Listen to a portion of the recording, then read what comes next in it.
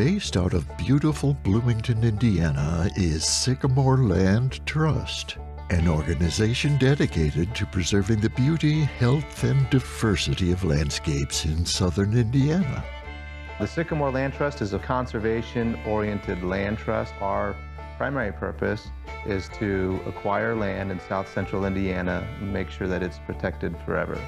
We are a nonprofit based here in Bloomington and Monroe County, and we serve southern Indiana. We do things like acquiring properties through donations and purchases, and then we own and manage that land as natural areas.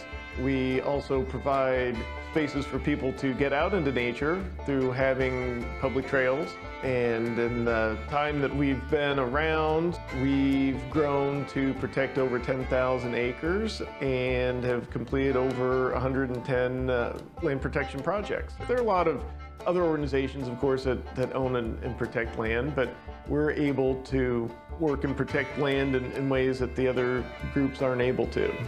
We were started in 1990 by a group of volunteers, and essentially we're volunteer-driven for many years, and we have evolved over those years to a much more sophisticated land trust. For example, in the early days, we probably just focused a lot on, green space protection and essentially protecting any land that might be donated to us that a landowner wanted to see protected. But now we're much more targeted in our strategy and in seeking and identifying the land we want to protect. I think the most fascinating part of the Sycamore Land Trust history is the ability to engage the community as long as they've had. In 1990, the Sycamore Land Trust was started by the community and members. The Sycamore Land Trust works not only to acquire land, but to preserve it through careful stewardship and restoration projects. Over the past 30 years, Sycamore Land Trust has done over 110 land protection projects, and that has added up to over 50 separate nature preserves that we own and manage, and over 30 conservation easements on private land that we monitor and make sure that the rules protecting the land are being followed. We have properties that range in size from a few acres to over 1,000. There's a stewardship component to Sycamore Land Trust where we get out and actively manage the properties we own.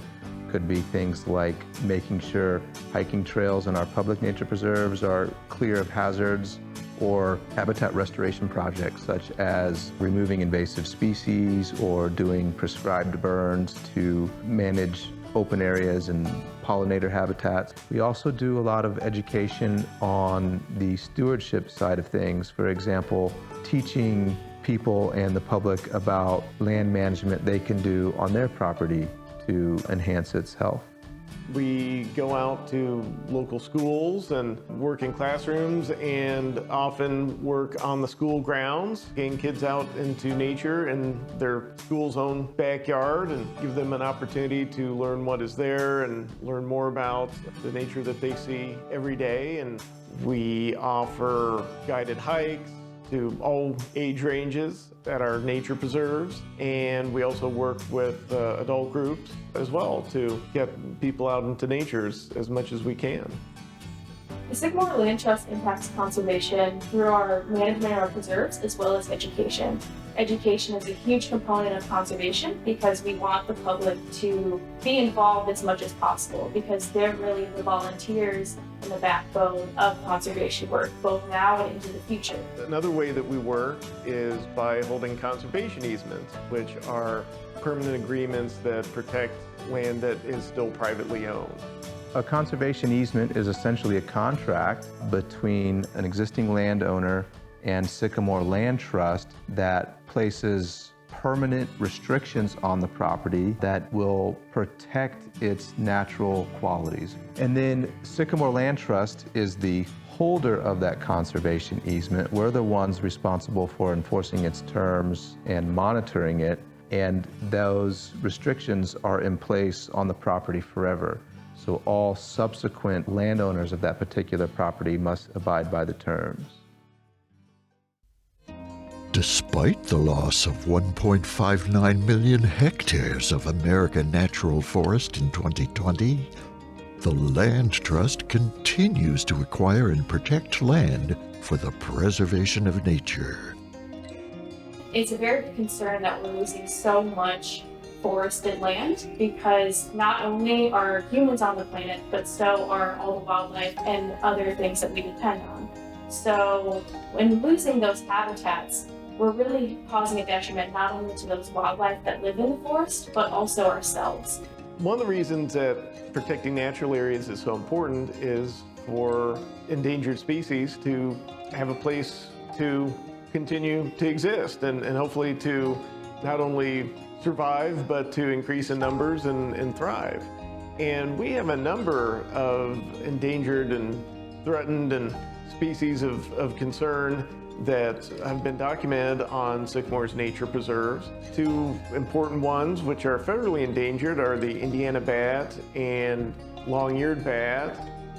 It's important to protect these endangered species because not only is it federally by law required to protect an endangered species on the endangered species list, but also these species are crucial in different ecosystems and may not be as prevalent or important charismatic species as others might find, like the polar bear or other things like that. Protecting these endangered species is important for future generations to allow them to be able to experience nature as we have been able to in the past, and also ensure a healthy ecosystem. Southern Indiana is an amazing place for biological diversity and needs to be protected for that reason, to allow plants and animals the space to thrive, to make sure protected areas are connected so plants and animals can migrate through those corridors. Habitat corridors are very important to the movement of wildlife and also with climate change to the movement of plants.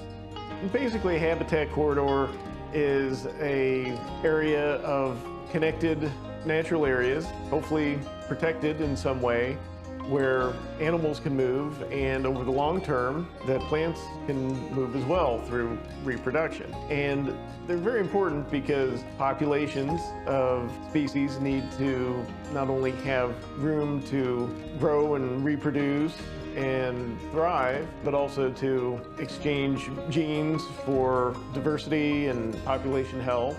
And also, as the climate changes, having a corridor gives things a chance to move and hopefully still survive in a habitat that is hospitable for them. The Trust is working to establish a diverse and abundant habitat for native plants and animals in southern Indiana, which impacts conservation across the state. I think it's this idea of protecting land forever for the public's benefit is the real contribution Sycamore makes for the public. That's actually something that takes a lot of work that I think the public really benefits from, are having these miles and miles of hiking trails to get out into nature. It's kind of amazing to think that most of our forests were all cut down in the past 150 years or so. A lot of them have regrown, but they won't be there forever, and they won't be as healthy as they could be if they aren't protected and managed.